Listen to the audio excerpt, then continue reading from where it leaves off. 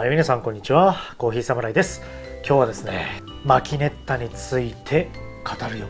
マキネッタっていうね、通称なんですけど、この間ですね、ビアレッティのこちらね、ブルービーナスを紹介しまして、マキネッタ好きの皆さんからね、なんと美しい機種なんでしょうと好評いただきまして、ありがとうございました。こうやってね、マキネッタってもうこれだけでもたくさんあるように見えるんですけど、僕のコレクションだけでね、もう60個ぐらいあるんですよ。もちろんビアレッティ社だけではなくて、いろんなメーカーがね出していたりとかするんですけど、やっぱり創始者はビアレッティから始まって、あとはその親族の方とかね、血縁の方とか、そういった派生モデルとかが結構有名なものだったりとかするんですね。日本では直火式エスプレッソマシーンなんてね呼ばれることもあるんですけども、今はだいぶそのマキネッタという言葉がねだんだん有名になってきました。イタリアの方ではねマキネッタもしくはモカポットともね言うそうですね。今日はねそんなマキネッタについてちょっと語っていきたいなと思います。それでは皆様ご唱和ください。コーヒーは自由だぶつけちゃった行ってみよう。僕がねこのコーヒーサムライチャンネル、当時はコーヒーサムライという名前のチャンネルではなかったんですけど、当初ね立ち上げたのがも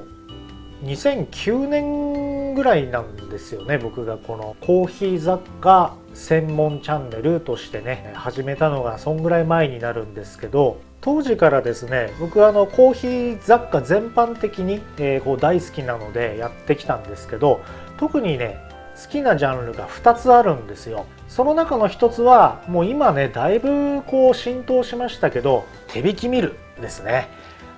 タイムモアなりコマンダンテなり、昔はねセラミック製のポーレックスとかですね、ハリオ借りたとかですね、ザッセンハウスプジョーなんかね、いろんなコーヒーミルに携わってきました。当時なんかコーヒー店さんで豆のまま買うっていう習慣がほとんどなかった時代だったんですね。その中でその手引きミルというものが好きになって、自分でこうやって引くことで、直前にね引くことでこんなに美味しくなるんだっていうところから始まって、それをこう啓蒙活動しようということでずっとやってきましたけど、今やねもう手引きミルっていうのはだいぶこうコーヒーファンの方に浸透してきて、金属刃とかね、ほんとコマンダンテがねマツコの知らない世界で紹介されてからドーンって火がついて、そっからねこういった手引きミルの金属ステンレス系のねものが台頭したりとかですね、そういった歴史をたどってきました。でもう一つその手引きミルともう一個僕がずっと推してきたものがまさしくこのマキネッタという道具だったんですよね。もうそれこそそのチャンネルが始まった時からビアレッティのねモカエキスプレスを手に入れて、なんだこれはっていうところから始まったんですよね。で実際にそのイタリアに行った時もですねモカエキスプレスの話なんかも聞いたりとか、現地の人の話を聞いたりとかもしまして、素晴らしい道具がイタリアにはあるんだなというので、日本にもね、まだまだ全然知られてない、今でもまだまだかもしれないんですけど、本当ねヨーロッパ帰りのお土産でもらって結局使い方が分かんなくて埃かぶるっていうのがねほとんどっていう時代だったんですよ。そこから少しずつこうアウトドア系の雑誌で取り上げられるようになって、いろんなタイプ、ステンレス系、アルミ製というのが出てきて、少しずつねこう認められてきたコーヒーの雑貨のシリーズかなと。なのでねこのままもっとマキネッタを日本の国内で広げていきたいなという思いもありまして、もうマキネッタ推進委員会じゃないですけどそういったね感じでやっていきたいなっていうぐらいに思っております。なんつうんでしょう、とにかくね簡単なんですよ。実はやり方が分かんないっていうね、意見をよく聞くんですけど、本当水をセットしてコーヒーセットしてもうあとは火にかけるだけで本当濃厚なねコーヒーを入れることができる。例えばねカフェとかでよく頼む日本人好みの味としては、そのカフェラテとかカプチーノとかそういったものがあると思うんですけど、まさしくねこのマキネッタというのは家庭でそういった、バールで入れるような濃厚な美味しいコーヒーを自宅で楽しみたいという要望に応えてビアレッティがね開発したというのが言われとしてありまして、濃厚なねコーヒー、正確にはエスプレッソとは言わないんですよ。吸気圧までは出ないのでね、さすがにこちらだとね。なのでなんですけども、だいぶ近しいコーヒーを入れることができるというので、そのミルクとかとね合わせると最高に美味しいんですよ。僕も今までねもう何百杯と作ってきましたけども、本当ね朝とかねミルクと合わせてこのマキネッタで入れた濃厚なコーヒーを合わせると本当美味しい。例えば最近なんかね基本的な使い方として水タンク、水は確かこういった安全弁の下ぐらいですよとか、バスケットに入れるコーヒーはすり切りが一応ね今までは推奨というふうに、メーカーさん自体も言ってきたんですね。っていうのがね、昔その山盛りにしてギュッと詰めた時に、フィルターが破損してしまったことがあったんですよ。それはやはりその圧に負けてしまったんですね、道具自体が。っていうことをやったことがあって、推奨としてはやはりすり切りっていうのが最初としてはいいのかなというふうに結論に達したんですよね。ただイタリアの方ではそのバスケットに山盛りにするっていうね、やり方っていうのはもう結構その家々でこうレシピが違うわけです。こういったマキネッタってすり切りなんてそんな生っちょろいこと言ってんじゃねえよみたいなねことを言うイタリアの方とかももちろんいらっしゃるし、そうじゃない人もいらっしゃいます。よくエスプレッソっていうとこうタンピングって言ってコーヒーをねこうグーッと押す作業ってイメージあると思うんですけど、マキネッタは基本的にはそういったタンピングの作業はしないんですね。ふわっと乗せて、軽く押さえるぐらいでちょうどいい。家によってはなぜかそのコーヒーを入れた後に一本線を書くとか、そういったでも理由はないんですよ。それにはただ受け継がれてきたレシピだと、おばあちゃんから教えてもらったレシピだと、意味はないそうです。というかわからないそうです、意味はね。でもそういった感じで各家のですねなんかレシピみたいのがあるらしいんですよね。そういったものもなかなか面白い、国にね根付いた道具っていうかね、すごくそういうのも素敵だなと思います。今までのそういった基本もあるんですけども、例えばその火加減なんかは底部から出ないようにっていうのがいつも僕言うんですけど、この間ねビアレッティジャパンに行った時にものすごくこう弱火でやる入れ方というのもあるそうですね。そうするとじっくりねこうなんかこう抽出ができるっていったような、そういったことをやる方もいらっしゃると。もちろんねそのユーザーの方、ヘビーユーザーの方から教わることも僕たくさんあるんですけど、弱火でやることによってとろっとした場合によってはクレマもできるよといったようなねことも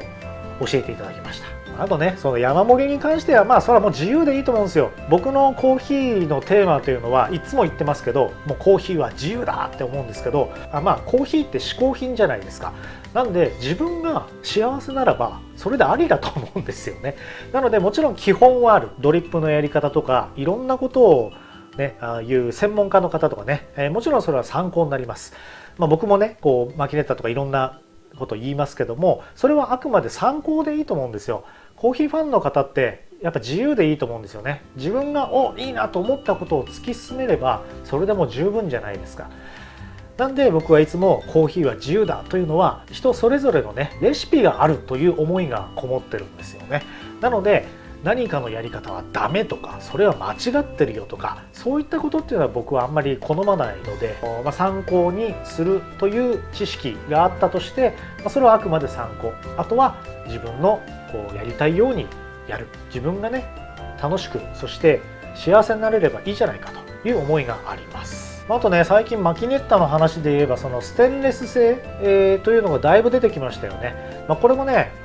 もともとの元祖はアルミ製だったんですよ。モカエキスプレスというね機種ありますけど、直火でねもちろんやるものだったので、その IH というのがなかった時代だったのでね、基本的にはそのアルミというのが元祖ではあるんですけど、やっぱり油膜の問題ってあるじゃないですか。ユーザーさんは分かると思うんですけど、イタリアの方ではそのアルミ製のねこういったモカエキスプレスなんかを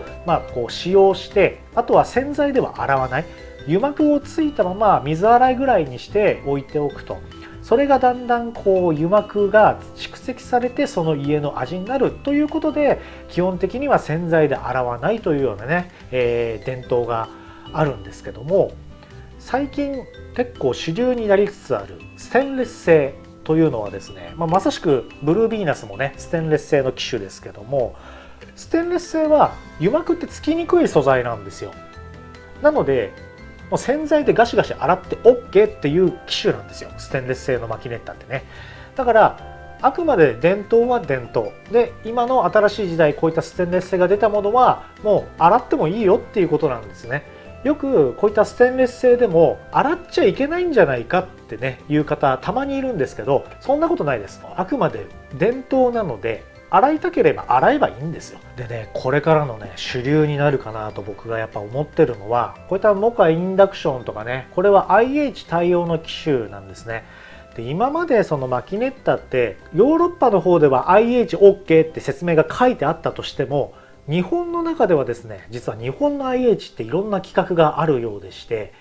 IH 対応って書いてても実は使えないっていうのが結構あるんですよ。でそんな最中にですね、このインダクションの、ニューインダクションですね、これ2021年の最新モデルなんですけど、今でも現時点でも最新モデルです。ほとんどのねメーカーをクリアしたというふうに言われてるんですね。ただ稀にやっぱりあるんですよ、まだ使えない IH って。もうそれはしょうがないことなのでどうしようもないんですけどね。これからだいぶその IH で使える機種というのは増えてくるし、そっちがだんだんねシェアが増えてくるんじゃないかなというふうにね、予測してます。でこのステンレスないしこの IH 対応、今までのアルミの直火に比べるとちょっとね、数年前までは抽出がちょっと甘いっていうか薄いなって感じる時があったんですよ。なんですけどこのインダクションはね、だいぶこの水タンクに工夫がしてあって、こう二重構造になってたりするんですね。二重構造っていうのはステンレスとアルミをねドッキングさせるっていう方式らしいんですね。それでこう抽出をうまくねこう調整していくっていうようなね新技術も使われてるので、決してね薄いような感じにはならないと。マキネッタってもう完成されたようなね、そういった感じに見えるんですけど、まだまだ工夫がされていると、メーカーさんの方で。これからもね面白くなってくんじゃないかなというふうに思っております。そんなこんなでねいろいろ語ってきましたけども、まだまだね喋り足りないぐらいなんですけど、いつもねこうやって動画を出させていただいて、で見ていただいてるね、マキネットファンの方すごくいらっしゃるかなと思うんですけど、もしよかったらですね、自分でやっているマキネッタを使ったレシピですとか、こういった使用方法で僕はやってるよとかですね、ぜひコメント欄にいただけると嬉しいなと思います。一マキネッタファンとして、動画ずっとやってきましたけども、いろんな方のねもっとなんかご意見とかそういったのを聞いてみたいなというふうに思ったんですよ。それはねひとえにそのマキネッタをもっと日本で広めたいなっていう思いもあるので、ぜひねこんなの面白いよとか、こんなマニアックな使い方してますとかねあったら、ぜひコメント欄で教えてください。ちょっとね気になったものは実際に自分で僕もやってみようかなと思いますので、ぜひねよろしくお願いいたします。はい、本日もご視聴ありがとうございました。本日の動画いかがだったでしょうか。いいねと思っていただいた方はぜひ高評価、そしてチャンネル登録の方よろしくお願いいたします。またコーヒーサムライブログ、ツイッター、インスタ、そして TikTok なんかもやっておりますので、ぜひそちらもご覧いただければと思っております。それでは皆様、素敵なコーヒーライフをお過ごしください。バイバイ。次回のコーヒーサムライは IH で使えるマキネッタについて。